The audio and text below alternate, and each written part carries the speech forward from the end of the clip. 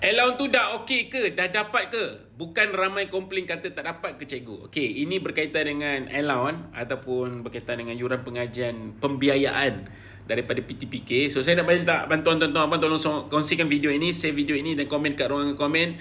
Adakah anak-anak tuan-tuan puan ataupun anda sendiri mengalami cabaran ataupun masalah yang sama? So untuk makluman anda, saya bagi tahu beberapa situasi supaya video ini menjelaskan segala-galanya. Okey. So untuk makluman anda, sekiranya anda daftar masuk sebelum Julai dan sebagainya, yang memang sebelum ni anda dah dapat allowance. Memang anda masuk lapor diri tu dalam sebulan dua tu anda memang dapat allowance. Cuma bila allowance anda punya yang ke depan tu tiba-tiba tak dapat ataupun lambat, jangan risau. Anda masih lagi dapat allowance dan yuran pengajian anda dah diselesaikan. Disebabkan isu beberapa perkara teknikal dekat bahagian PTBK. Itu yang pertama punya situasi.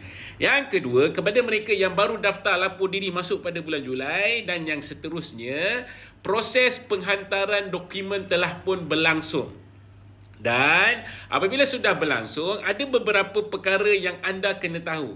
Di mana ada beberapa dokumen yang tak lengkap yang perlu anda jelaskan. Antaranya mungkin bil elektrik tak betul, ada dokumen parent tak nampak betul ke parent ni kerja macam ni, adakah gaji parent macam ni dan sebagainya.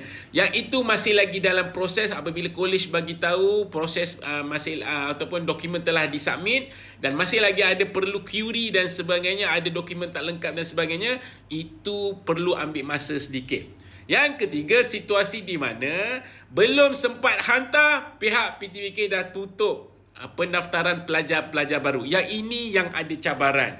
Di mana untuk yuran pengajar dan allowance diri ini, inilah yang sekarang ini tengah dibangkitkan supaya dana ditambahkan ataupun pihak PTBK dapatkan selesaikan masalah ini dengan cepat supaya pelajar-pelajar yang nak masuk ataupun hantar dokumen yang baru bulan 8 tempoh hari supaya dibuka dan diberikan peluang untuk memohon pembiayaan yuran pengajian dan allowance diri untuk mereka meneruskan pembelajaran di kolej yang mereka belajar.